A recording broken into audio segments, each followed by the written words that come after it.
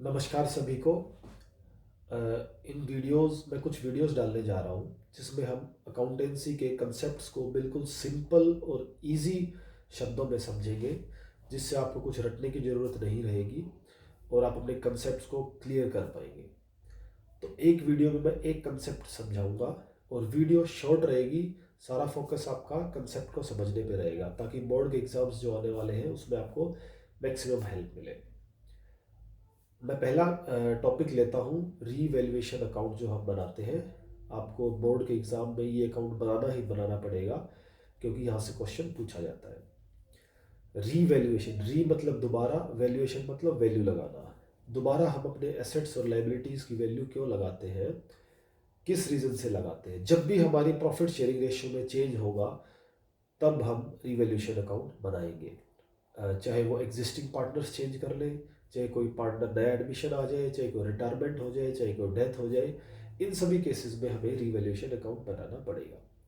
Revaluation एक T shaped account है जिसकी एक तरफ डेबिट साइड है, एक तरफ क्रेडिट साइड है। ये एक नॉमिनल अकाउंट है। नॉमिनल अकाउंट का मतलब है कि जो भी हमें फ़ायदा होगा वो क्रेडिट साइड लिखना है, जो भी हमें नुकसान होगा वो हमें डेबिट साइड लिखना है। बस ये आपको ध्यान में रखना है। फॉर एग्जाम्पल, जैसे क्वेश्चन में बोलता है कि land and building appreciated by 10%, land and building 10% से बढ़ गई तो क्रेडिट साइड लिख दो, फायदा हुआ है। Machinery reduced by 15%, machinery reduce होगी 15% से तो उसको डेबिट साइड लिख दो क्योंकि नुकसान हुआ है। स्टॉक भी इंक्रीज टू ₹1,00,000, स्टॉक बढ़ के 1 लाख हो गया तो हमें जो अमाउंट इंक्रीज हुआ है सिर्फ वो अमाउंट लिखना है। यानी स्टॉक बढ़ के 1 लाख हो गया, सपोज करो पहले 80,000 था, अब 1 लाख हो गया तो डिफरेंस है 20,000 से इंक्रीज हुआ है तो हमें 20,000 लिखना है क्रेडिट साइड।